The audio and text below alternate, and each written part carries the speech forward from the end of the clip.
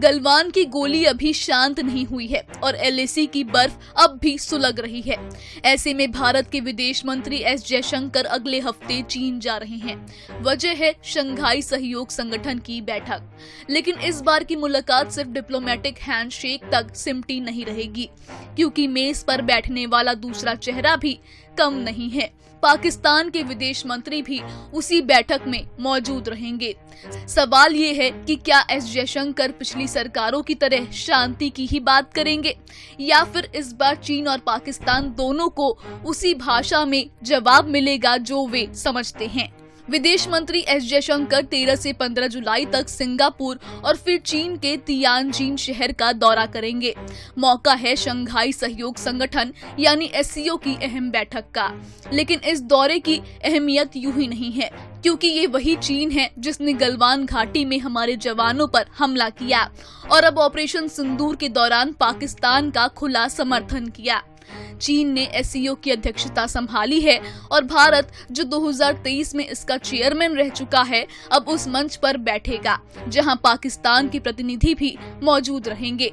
तो सवाल खड़ा होता है, क्या जयशंकर चीन की जमीन पर जाकर सिर्फ औपचारिक मुस्कान बिखेरेंगे, या फिर वो बात करेंगे LAC पर जमी बर्फ के नीचे दबी उन दरारों की जो गलवान के बाद खुलकर सामने आई है।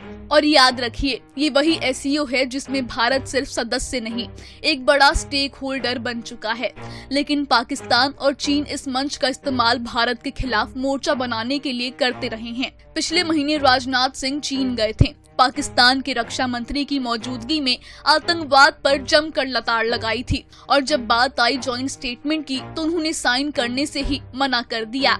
क्या अब जयशंकर भी वही रुख अपनाएंगे जो रक्षा मंत्री राजनाथ सिंह ने अपनाया था? भारत और चीन के बीच पिछले साल अक्टूबर में देपसांग और डेमचौक इलाके में कुछ प्रगति हुई थी, लेकिन गलवान, हॉट स्प्रिंग्स और गोगरा जैसे इलाकों में अब भी बफर जोन बने हुए हैं। LAC पर स्थायी समाधान तो दूर, अस्थायी शांति भी जमीन पर कहीं नहीं दिखती। तो अब गेंद भारत के पाले में है।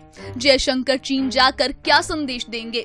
क्या वो चीन और पाकिस्तान की संयुक्त चालों का करारा जवाब देंगे, या फिर एक बार फिर शांति नीति की पॉलिश करेंगे? क्योंकि डिप्लोमेसी अब सिर्फ दस्तावेजों की भाषा नहीं है, ये ताकत और जवाबदेही की भी परीक्षा है।